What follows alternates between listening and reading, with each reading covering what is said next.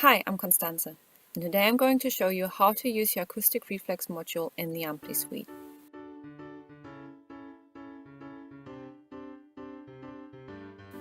When the preview of the acoustic reflexes in the tympanometry module is not sufficient, you can access the acoustic reflex module for greater detail.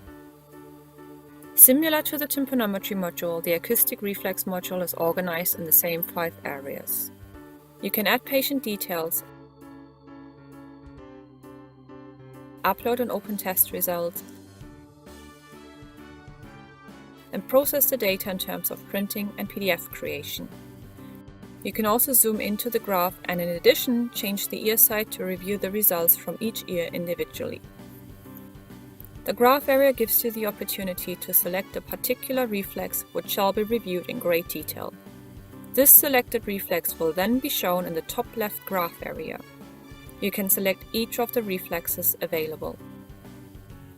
Furthermore, each reflex is marked with a pass-refer sign, identifying normal and abnormal results. The light sensitivity area in the graph helps you understanding when a graph was defined as normal or not. The response growth graph is a special feature for those who are interested in reviewing the magnitude change of the selected frequency for each tested level.